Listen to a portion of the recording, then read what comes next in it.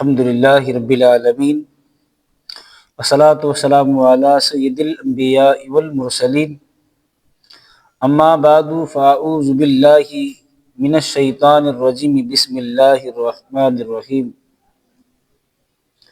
قال اللہ تبارک و تعالی فی القرآن المجید والفرقان الحمید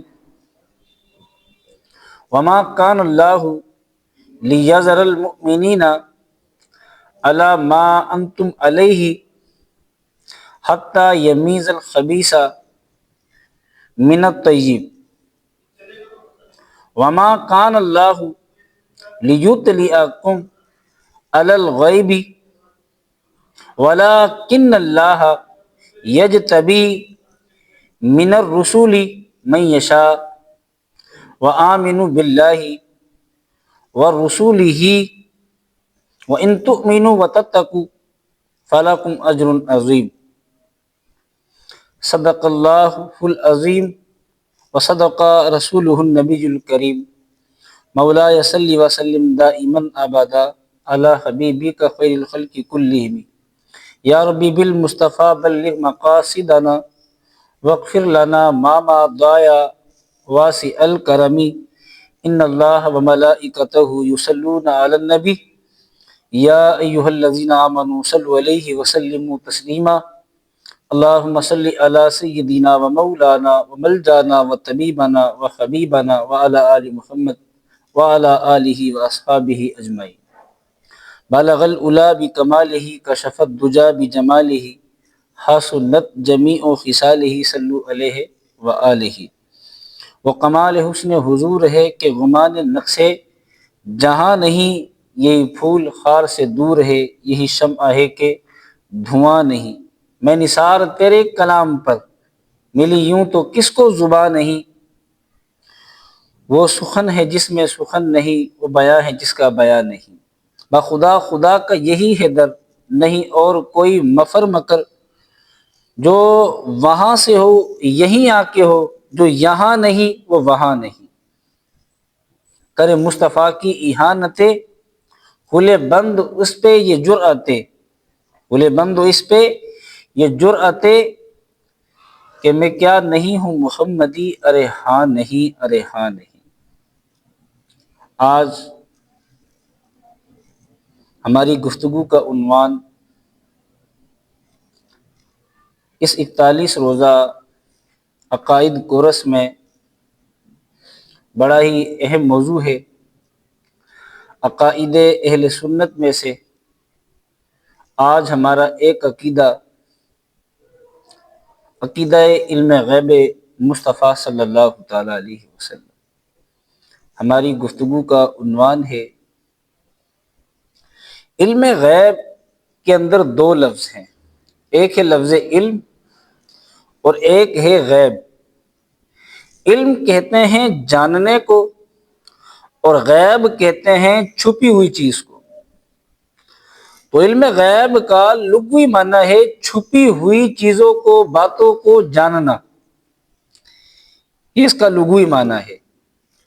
اور اصطلاحی تعریف ہے کہ اللہ کی عطا سے چھپی ہوئی باتوں کو، چھپے ہوئے رازوں کو جاننا، اسے غیب کہتے ہیں۔ کس کی عطا سے؟ اللہ کی عطا سے۔ اچھا، علم غیب کی اب دو قسمیں ہیں، ایک ہے علم غیب ذاتی اور دوسری ہے علم غیب عطائی۔ علم غیب ذاتی جو ہے نا، یہ صرف اللہ کی ذات کے ساتھ خاص ہے۔ اللہ تعالیٰ کی ذات کے علاوہ کسی کو بھی علم غیب ذاتی نہیں ہے۔ علم غیب ذاتی کیا ہوتا ہے کہ جو کسی سے لیا نہ ہو بلکہ خود اس کا اپنا ہو، تو یہ خاصہ صرف خالق کائنات کی ذات کا ہے۔ اللہ تبارک و تعالیٰ کا جو علم غیب ہے نا، یہ علم غیب ذاتی ہے۔ اور دوسری قسم کیا تھی؟ علم غیب عطائی۔ دوسری قسم کیا تھی؟ علم غیب عطائی۔ علم غیب عطائی کی میں نے پہلے بھی تعریف ذکر کی ہے کہ جو اللہ کی عطا سے چھپی ہوئی باتوں کا جاننا، چھپے ہوئے رازوں کا جاننا، اللہ کی عطا سے اللہ نے عطا کیے ہوں، تو یہ علم غیب عطائی ہے۔ جب بھی علم غیب مصطفیٰ کہا جاتا ہے نا، تو اس سے مراد علم غیب سے سرکار کے لیے عطائی علم غیب ہوتا ہے۔ علم غیب ذاتی اللہ کی ذات کے علاوہ کسی کے لیے ماننا یہ کفر ہے،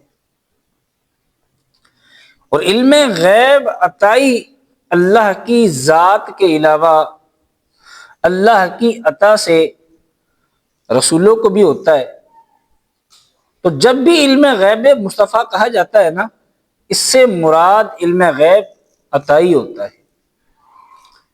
میں نے آپ کے سامنے ایک آیت کریمہ پڑھی، 4 پارہ سورہ آل عمران کی آیت نمبر 179۔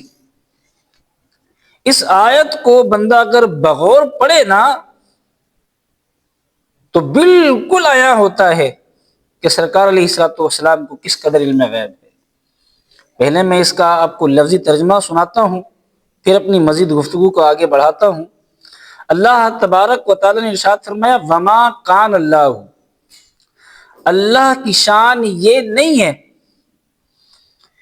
لیذر المؤمنین کہ وہ مومنوں کو چھوڑ دے اسی حالت میں جس حالت میں وہ ہیں، حتی یمیز الخبیث من الطیب، یہاں تک کہ اللہ پاکوں کو ناپاکوں سے جدا کر دے گا۔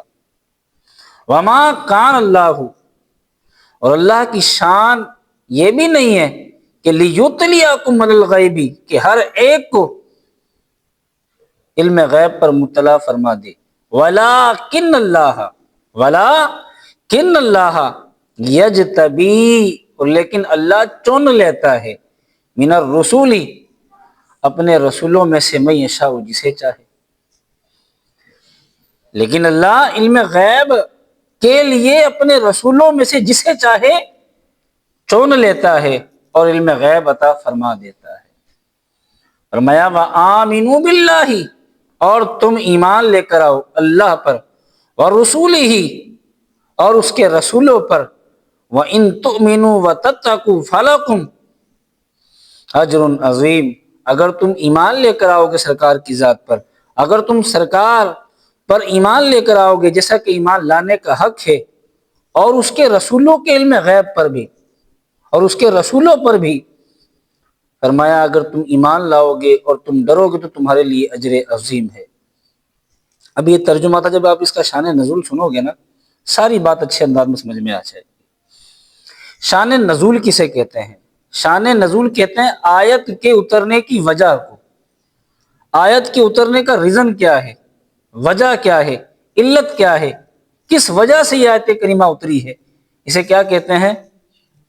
مفسرین کی اصطلاح میں اسے شان نزول کہا جاتا ہے۔ اب اس آیت کا ایک شان نزول تو ابو حیان غرناطی، انہوں نے اپنی ایک کتاب لکھی ہے، ان کو مفسر اندلس کہا جاتا ہے، بہت بڑے مفسر بھی ہیں، بہت بڑے محدث بھی ہیں، بہت بڑے نحوی بھی ہیں۔ انہوں نے ایک تفسیر کی کتاب لکھی ہے جس کا نام ہے البحر المحیط فی تفسیر القرآن۔ البحر المحیط فی تفسیر القرآن کے اندر اس آیت کا انہوں نے شان نزول یہ لکھا ہے، یہ فرماتے ہیں کہ کفار آپس میں گفتگو کرنے لگے اور کفار کہنے لگے کہ نحن اکثر اموالا و اولادا، ہمارے پاس تو مال بھی زیادہ ہے اور اولاد بھی زیادہ ہے، ہمارے بیٹے بھی زیادہ ہیں، مال بھی بہت زیادہ ہے، ہماری کثرت بھی ہے، تو هل لا کان الوحی الینا، پھر ہماری طرف وحی کیوں نہیں آتی؟ کافر کہہ رہے ہیں، کفار کہہ رہے ہیں کہ جب ہمارے پاس مال بھی زیادہ ہے اور کثرت بھی ہماری ہے، بیٹے بھی ہمارے زیادہ ہیں، تو پھر حلا کان الوحی الینا، ہماری طرف وہی پھر کیوں نہیں آتی؟ اور آگے کیا کہتے ہیں؟ اور کچھ کافروں نے اس طرح کہا کہ لماذا لا یکون جمیعنا نبیا، پھر ہمیں نبی کیوں نہیں بنایا گیا؟ جب ہم مال میں بھی زیادہ ہیں، اولاد بھی ہماری زیادہ ہے، تو پھر ہمیں نبی کیوں نہیں بنایا گیا؟ ہمیں غیب کا علم عطا کیوں نہیں کیا گیا؟ سرکار ہی کو علم غیب کیوں ہے؟ یہ کفار کہہ رہے ہیں کہ ہمیں علم غیب کیوں نہیں عطا کیا گیا؟ نبی کا معنی غیب کی خبریں دینے والا ہے، کبھی ہمیں بھی علم غیب عطا کیا جاتا۔ ابو حیان غرناطی یہ فرماتے ہیں، اس کا شان نزول فرماتے ہیں کہ اللہ تبارک و تعالی نے ارشاد فرمایا کہ وما کان اللہ لیجعلکم عالمین بالغیب من حیث یعلم الرسول، فرمایا اللہ تبارک و تعالی کی شان یہ نہیں ہے کہ وہ تمہیں غیب کا علم عطا فرمائے، تمہیں وہ غیب دان بنا دے، تمہیں غیب کی خبریں دینے والا بنا دے، حیث یعلم الرسول، جیسا کہ اس نے اپنے محبوب کو غیب دان بنایا ہے وہ تمہیں بھی سکھا دے۔ وَتَكُونُوا مُسْتَغْنِينَ عَنْ، اور تم اس سے بے نیاز ہو جاؤ۔ اللہ نے پھر قرآن میں فرمایا وَمَا كَانَ اللَّهُ لِيُطْلِعَكُمْ وَمَا كَانَ اللَّهُ لِيُطْلِعَكُمْ عَلَى الْغَيْبِ، فرمایا اللہ کی شان یہ نہیں ہے کہ وہ ہر ایک کو وہ تمہیں علم غیب عطا فرمائے، وَلَكِنَّ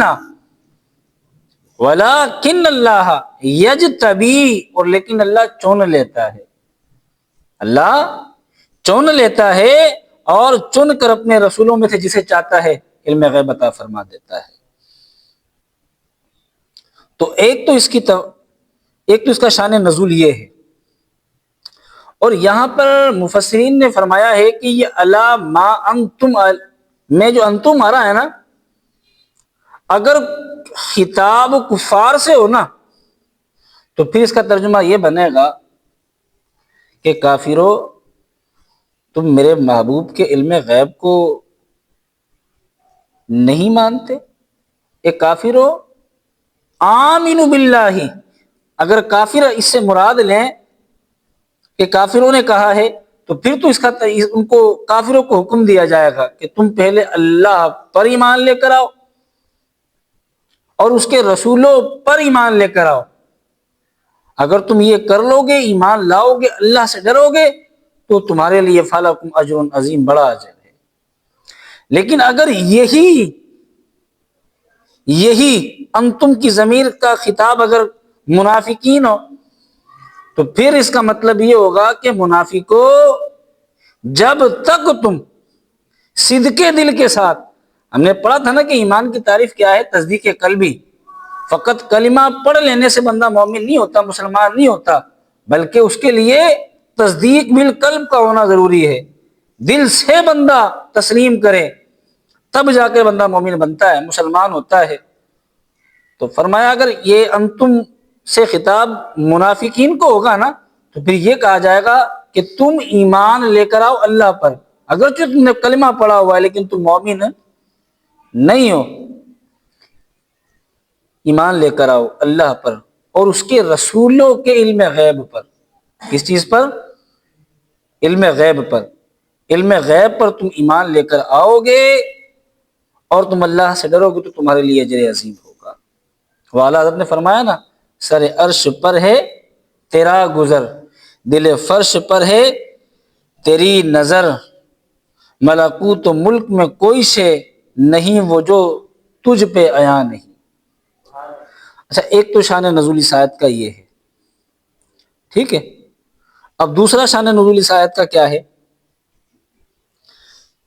اب جو میں یہ آیت کا شان نزول بیان کروں گا نا، یہ تفسیر خازن میں بھی لکھا ہوا ہے، تفسیر مظہری کے اندر بھی لکھا ہوا ہے، اور امام بخاری نے بخاری کے اندر بھی لکھا ہے، اور امام سدی نے بھی اس کو لکھا ہے، اور بھی اس کے علاوہ بڑے بڑے مفسرین نے اس آیت کا شان نزول لکھا ہے۔ اور یہ بڑا مشہور و معروف شان نزول ہے۔ آیت کے اترنے کی وجہ ہے کہ یہ آیت کیوں اتری؟ آیت کے اترنے کی وجہ یہ تھی، سرکار علیہ الصلوۃ والسلام نے صحابہ سے ارشاد فرمایا میرے صحابہ، مجھ پر میری امت کی پیدائش سے پہلے، میری امت کی پیدائش سے پہلے مجھ پر میری امت کی مٹی جو تھی نا، مٹی صورتوں کے ساتھ، شکلوں کے ساتھ مجھ پر وہ پیش کی گئی، یعنی میرے سامنے میری امت کو رکھا گیا، اور مجھے اس بات کا بھی علم دیا گیا، بتایا گیا کہ محبوب کون آپ پر ایمان لے کر آئے گا اور کون کفر کرے گا، کون آپ پر ایمان لے کر آئے گا اور کون۔ فرمایا مجھے یہ پہلے ہی بتا دیا گیا تھا۔ جب سرکار نے یہ بات ارشاد فرمائی نا، تو منافق ہنسنے لگے، استہزاء کرنے لگے، مذاق اڑانے لگے۔ منافقوں نے کہا کہ سرکار کہتے ہیں کہ مجھے تو قیامت تک سارے آنے والے لوگوں کے بارے میں بتا دیا گیا ہے کہ کون ایمان لے کر آئے گا اور کون کفر کرے گا، لیکن ہم تو سرکار کے ساتھ رہتے ہیں اور ہم تو مسلمان بھی نہیں ہیں، عرصے سے سرکار کے ساتھ رہ رہے ہیں، لیکن سرکار کو تو معاذ اللہ ہمارے بارے میں بھی نہیں پتا کہ ہم تو ظاہری طور پر کلمہ پڑھتے ہیں، دل سے تو ہم مسلمان نہیں ہیں۔ ادھر سے جب انہوں نے یہ بات کی نا، ادھر سے سرکار ممبر پر چڑھتے ہیں۔ ممبر پر چڑھنے کے بعد سرکار علیہ الصلوۃ والسلام نے ارشاد فرمایا ما بال اقوام، اس قوم کا حال کیا ہوگا، طعنوا فی علمی، جو مجھے میرے علم میں طعنہ دیتے ہیں، تو یہ بات کہتے ہیں کہ سرکار کو علم نہیں ہے، میرا مذاق اڑاتے ہیں۔ فرمایا طعنوا فی علمی، میرے علم میں مجھے طعنہ دیتے ہیں۔ فرمایا لا تسألوا عن شیء فیما بینکم وبین الساعۃ الا نبأتکم بہ، فرمایا میں تمہیں کہتا ہوں اب سے لے کر قیامت تک جو کچھ تم نے مجھ سے پوچھنا ہے نہ پوچھو، الا نبأتکم بہ، میں تمہیں اس کے بارے میں بتاؤں گا۔ سرکار نے فرمایا سلونی، تم مجھ سے سوال کرو، تم مجھ سے سوال کرو۔ اب منافقوں کے چہرے جھکے ہوئے ہیں، منافق دیکھ رہے ہیں کہ یہ کیا ہو گیا، سرکار کو تو پتا تھا اس کے بارے میں، ہم تو سمجھ رہے تھے کہ شاید سرکار کو پتا نہیں ہے۔ اب سرکار ان کی طرف دیکھ رہے ہیں اور بار بار فرما رہے ہیں کہ سلونی، تم مجھ سے سوال کرو، سلونی، تم مجھ سے سوال کرو، سلونی ہل انتم منتہون، کیا تمہارے سوالات ختم ہو گئے؟ تم مجھ سے پوچھتے کیوں نہیں ہو؟ سوال کرو نا، اب سے لے کر قیامت تک کے بارے میں جو تم نے سوال کرنا ہے سوال کرو۔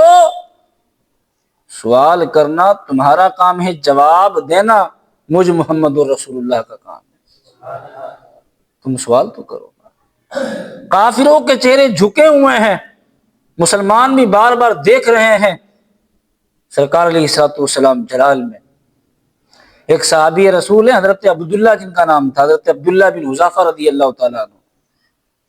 ان کے والد کے بارے میں لوگ شک کرتے تھے، منافقین شک کرتے تھے، تو وہ کھڑے ہوئے حضرت عبداللہ رضی اللہ تعالیٰ عنہ، انہوں نے کہا آج سے یہ بہترین موقع ہے، میں سرکار سے پوچھتا ہوں کہ یا رسول اللہ مانا ابھی میرے والد کون ہے؟ جب سرکار میرے والد کے بارے میں بتا دیں گے تو میرے لیے تو سند ہو جائے گی، اور پھر کوئی بھی میرے والد کے بارے میں بات نہیں کرے گا۔ وہ صحابی رسول کھڑے ہوئے، قام عبداللہ، حضرت عبداللہ کھڑے ہوئے، قال عبداللہ، حضرت عبداللہ رضی اللہ تعالیٰ عنہ نے عرض کی مانا ابھی یا رسول اللہ، یا رسول اللہ میرے والد کون ہے؟ قال رسول اللہ صلی اللہ تعالی علیہ وسلم حذافۃ السہمی، سرکار نے فرمایا عبداللہ تیرے والد کا نام حذافہ سہمی ہے۔ وہ صحابی رسول بڑا خوش ہوئے اور بیٹھ گئے، لیکن سرکار پھر فرما رہے ہیں سلونی، تم مجھ سے سوال کرو، سلونی، تم مجھ سے سوال کرو، ہل انتم منتہون، کیا تمہارے سوالات ختم ہو گئے؟ آج سے لے کر اب سے لے کر قیامت تک تم نے جو کچھ پوچھنا ہے نا مجھ سے پوچھو، میں جواب دوں گا۔ لیکن سارے دیکھ رہے ہیں کہ سرکار جلال ہی جلال میں ہے، سرکار کا جاہو جلال عروج پر ہے۔ حضرت عمر فاروق اعظم رضی اللہ تعالیٰ عنہ کھڑے ہوئے، اور ایک روایت میں گھٹنوں کے بل کھڑے ہوئے۔ حضرت عمر فاروق اعظم رضی اللہ تعالیٰ عنہ نے عرض کی، یا رسول اللہ رضینا باللہ ربا، یا رسول اللہ ہم اللہ کے رب ہونے پر راضی ہیں۔ رضینا بالاسلامی دینا، یا رسول اللہ ہم دین کے اسلام ہونے پر، دین کے اسلام ہونے پر راضی ہیں۔ بمحمد النبی، سرکار کے غیب داں ہونے پر راضی ہیں۔ وبالقرآن اماما، اور ہم قرآن کو امام ماننے پر بھی راضی ہیں۔ یعنی حضرت عمر فاروق اعظم رضی اللہ تعالیٰ عنہ نے کیا لفظ کہے، وبمحمد النبی، ہم سرکار کو غیب، علم غیب، غیب داں ہونے پر راضی ہیں۔ محمد بندیالوی صاحب ہیں، انہوں نے بڑی پیاری بات ارشاد فرمائی۔ عطا محمد بندیالوی صاحب بہت بڑے استادوں کے استاد ہیں، عطا محمد بندیالوی صاحب نا، جن کو استاد الکل کہا جاتا ہے۔ عطا محمد بندیالوی صاحب نے بڑی پیاری بات کہی، انہوں نے فرمایا یہاں پر جو ہے نا حضرت عمر فاروق اعظم رضی اللہ تعالیٰ عنہ نے بھی محمد نبی جا کہا، رسولہ نے کہا، یہ نہیں کہا کہ ہم آپ کے رسول ہونے پر راضی ہیں، بلکہ سرکار انہوں نے کیا عرض کی، یا رسول اللہ ہم آپ کے غیب داں ہونے پر راضی ہیں، ہم آپ کے غیب داں ہونے پر راضی ہیں۔ اچھا پھر اس کے بعد کیا ہوتا ہے؟ اب سرکار علیہ الصلوۃ والسلام خاموش ہو گئے، پھر یہ آیت کریمہ نازل ہوئی۔ جب منافقوں نے اس طرح کی باتیں کی نا، پھر اللہ تبارک و تعالیٰ نے سرکار کو یہ ارشاد فرمایا، سرکار نے ان کو مسجد سے باہر نہیں نکالا، سرکار نے ان کو مسجد سے باہر نہیں نکالا تھا۔ اللہ تبارک و تعالیٰ کو یہ برداشت نہ ہوا ہے، ان کی شایان شان کہ میرے محبوب کے بارے میں کوئی یہ کہے کہ یہ علم غیب نہیں جانتے، یعنی سرکار کے علم غیب پر کوئی اعتراض کرے۔ اللہ تبارک و تعالیٰ نے قرآن کی آیت نازل فرما دی، فرمایا محبوب وما کان اللہ، اللہ کی شان یہ نہیں ہے کہ کوئی یہ منافقین آپ کے بارے میں اس طرح کہیں کہ سرکار کو علم غیب نہیں ہے اور پھر میں آپ کو ان کے ساتھ چھوڑ دوں۔ فرمایا نا نا نا محبوب، لیذر المؤمنین علی ما انتم علیہ حتی یمیز الخبیث من الطیب، فرمایا جب تک یہ منافق مومنوں سے جدا نہیں ہوں گے نا، یہ خبیث، یہ ناپاک پاکوں سے جدا نہیں ہوں گے، ایسا نہیں ہو سکتا۔ فرمایا ان کو جدا کر دے، فرمایا محبوب ان کو جدا کر دو، اللہ نے حکم ارشاد فرمایا۔ اچھا قرآن نے دیکھو نا، جو سرکار کے علم غیب کو نہیں مان رہا وہ کہہ رہا تھا، سرکار کو مذاق اڑاتے ہوئے اس نے کہا، انہوں نے منافقوں نے، کہ ہمارے بارے میں بھی نہیں پتا۔ اللہ کو، اللہ کا جاہ و جلال دیکھے ہیں، اللہ نے قرآن میں ان کو خبیث کہہ دیا کہ جب تک یہ خبیث، یہ ناپاک پاکوں سے جدا نہیں ہوں گے نا، محبوب ان کو جدا کر دو، ان کو جدا کر دو۔ اور پھر اللہ نے خود جواب دیا اس بات کا کہ تم کہتے ہو میرے محبوب کو علم غیب نہیں ہے، سنو، وما کان اللہ لیطلعکم علی الغیب، فرمایا اللہ کی شان یہ نہیں ہے کہ اللہ تمہیں علم غیب عطا فرمائے، فرمایا نا نا ولکن اللہ یجتبی من الرسل من یشاء، لیکن اللہ اپنے رسولوں میں سے جسے چاہتا ہے نا علم غیب عطا فرما دیتا ہے، اپنے رسولوں میں سے جسے چاہتا ہے۔ اور سرکار تو پھر خاتم الانبیاء ہے، تمام نبیوں کے بھی سردار ہے نا، تمام نبیوں سے بھی اعلیٰ ہے۔ تو اب دیکھیں نا، اب یہاں پر بندہ غور کرے اس آیت کے شان نزول میں کہ اس صحابی رسول نے جو سوال پوچھا نا، کیا سوال پوچھا تھا؟ ماضی کے بارے میں، اور سرکار نے کیا کہا تھا؟ آج سے لے کر قیامت تک جو تم نے پوچھنا ہے نا پوچھو۔ اس صحابی نے مستقبل کا سوال نہیں کیا، بلکہ کون سا سوال کیا تھا؟ ماضی کا، کہ یا رسول اللہ من ابی، میرا والد کون ہے؟ سرکار نے اس کو یہ نہیں فرمایا کہ میں نے تو مستقبل کے سوال کا کہا ہے، فرمایا نا نا نا، نام بھی بتا دیا۔ پتا چلا کہ سرکار کو ما کانا یعنی ماضی کا بھی علم ہے، اور سرکار کو ما یکون یعنی مستقبل کا بھی علم ہے، وہ ہے نا۔ اور کوئی غیب کیا تم سے نہا ہو بھلا، جب خدا ہی نہ چھپا تم پہ کروڑوں درود۔ اچھا، اب جو ہے نا شان نزول چل رہا تھا، اب سرکار علیہ الصلوۃ والسلام اب ایک ایک کر کے ان منافقوں کو مسجد سے باہر نکالا جا رہا ہے، ایک ایک کر کے منافقوں کو مسجد سے باہر نکالا جا رہا ہے۔ حضرت عمر فاروق اعظم رضی اللہ تعالیٰ عنہ نے عرض کی، یا رسول اللہ میں نے تو پہلے ہی کہا تھا کہ ان کو مسجد سے باہر نکال دیتے ہیں، لیکن آقا آپ کی حکمت کیا، آپ نے نہیں نکالا؟ سرکار نے فرمایا ہاں ہاں عمر، اس میں حکمت تھی جو میں نے ان کو نہیں نکالا، آج بھی میں خود نہیں نکالا۔ فرمایا اللہ نے حکم دیا ہے، اللہ نے حکم دیا ہے کہ ان کو نکالا جائے۔ پتا چلا جو سرکار کے علم غیب کو نہ مانے وہ منافق ہے، اس کو تو مسجد سے پکڑ کر باہر نکالا جاتا ہے، اور آج کوئی دن دناتے ہوئے کہے کہ سرکار کو علم غیب نہیں ہے۔ یعنی یہ تو آیت ہی سرکار کے علم غیب کی نفی کرنے والوں کی ذلت میں اتری۔